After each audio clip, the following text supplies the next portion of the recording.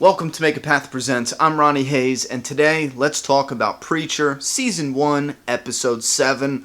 Before we get into this, I want to start pinpointing these little bullshit moments out like this. She's running. It's awesome. And they're focusing on her feet, but then in the very last shot, we see that the actress is actually wearing protective socks. You know, the type that you would wear, I guess, on sneakers if you're in a fabrication shop. Something similar to that, but it's the color. It's flesh color, you know? But it's clear as day because the sock is flipping away there.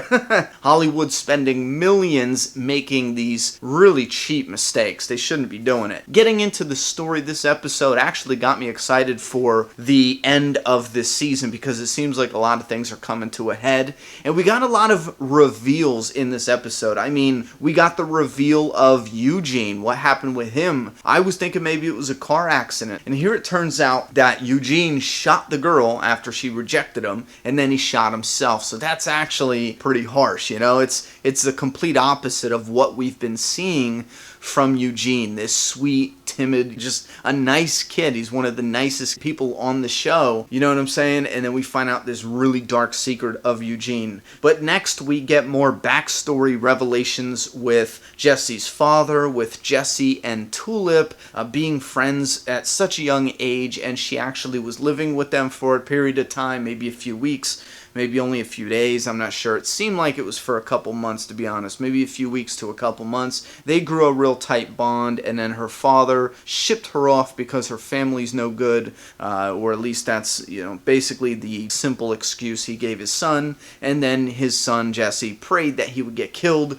A day goes by, or maybe that very night. Guys come to kill him. Now, I've always been thinking it's Quinn Cannon who sent these guys, and I thought if that is the case, it's pretty ironic, or it's pretty clever having Quinn Cannon and his group coming to the church now to force the preacher's hand, similar to that night in the flashback where he maybe sent guys to send a message or to execute the preacher. I'm kind of curious to see how that backfires because I always thought Quinn Cannon wanted his property the whole time. So if it was about the property, where did he go wrong? How did that backfire? Because clearly he never got the property. So maybe that was actually about something else that will be revealed shortly to come in the next few episodes. And then we got the revelation from actually Cassidy revealing that he's a vampire, which it started off like a really cool reveal, and then it went nowhere. It just was like forgotten about. Where's his body? You know what I mean? Did the preacher move it? Did he hide it? Did he put him somewhere? Because I don't think they would kill the Cassidy character off. I'm not sure if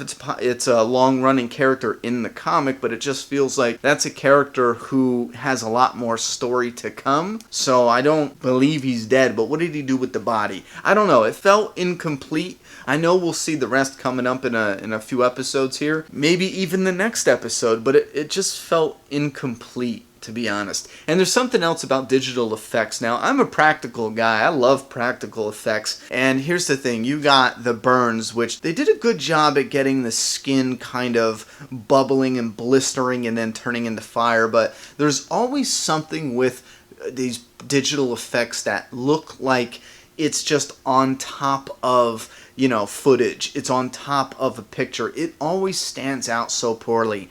And I am waiting. I can't wait for the day where they can blend what's real with what's, you know, digitally added later. I can't wait for that because between what's real and what's digital, there's such like a really sharp edge to it, if you understand what I'm saying. It doesn't blend smoothly, in other words. A lot of the way they film it, it has this grainy look to it. Sometimes with digital, it looks too crisp, you know what I mean? So the two images don't blend, don't mesh well, and I think that was the problem with Cassidy burning up. The CG took you out of the moment, that cool moment, just slightly, a little bit, but you know, what are we gonna do? The technology, maybe the budget, you know, it wasn't as good as they could have gotten it, but it was good enough, to be honest, on TV. I just can't wait for the day where it's a lot better.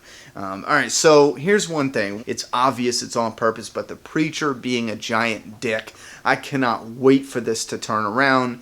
I like the actor. I was really excited. As a matter of fact, before I knew of any of the other characters, this actor was one of the reasons why I'm like, you know what, I might give that a chance because I like this actor. Then I found out about the story and I'm like, well, you know, this looks good, the trailer looks good, so I'm interested. But he's such an unlikable prick, I'm having a hard time giving a damn about the preacher.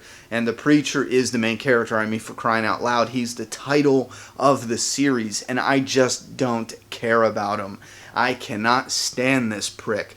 Judgmental son of a bitch. I mean, shit. And I'm really hoping he becomes likable down the line because honestly, I don't know, maybe it's the being Genesis, maybe it being inside him, because he seemed like a really likable character in that, you know, the first episode where we got to see him somewhat, and then even after that, you know, but it seems like Genesis being in him over the past few episodes, it's starting to make, I know last episode it started to really sink in where it's like, man, this guy's being a dick, and then now this episode, it's too much. They went overboard. I just can't stand the fucker.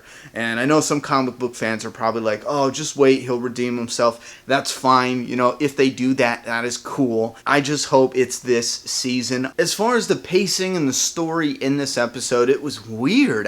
Sometimes it felt like it was just like them sitting around eating, you know what I mean? But there was also important shit happening, so it was just a weird mixture. And in the end, I liked it, but it was definitely loaded with some highs and lows because we'll enter a scene that I think is completely unimportant. I mean, totally and utterly unimportant. And then we'll get some importance. They'll put in some comedy, some lighthearted moments, like with the stove catching on fire. I really like those comedy moments. They insert Cassidy knocking the preacher in the face with the fire extinguisher. I like Cassidy's reveal with the fire. There was a lot of likable qualities to the episode.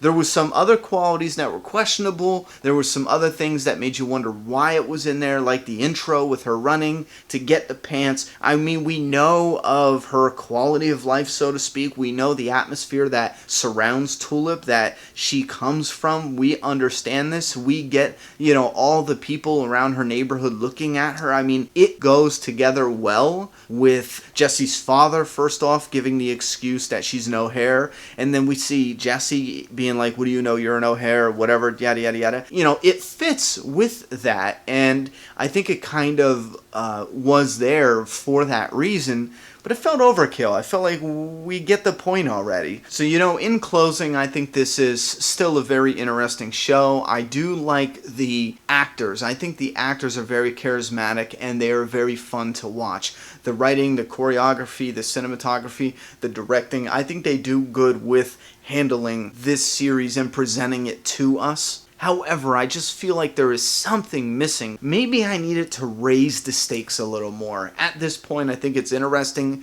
with Quincannon coming for the church, but I'll be honest with you, I could take it or leave it. I don't give a flying fuck whether they, you know, level the church and make it into a meatpacking plant. I don't give a fuck if, you know, he wins, Jesse wins the preacher and he wins his church and fights them back. I'm kind of in it for the ride. I want to see what's good, but I'm hoping it can actually sink its hooks in and get me more, you know, on one side or the other. I want it to raise the stakes a little and draw me in a little bit more. If that is the final criticism I can leave towards it. Let me know what you thought about this episode. Put your thoughts and opinions down in that comment box. I'm done talking. It's your turn.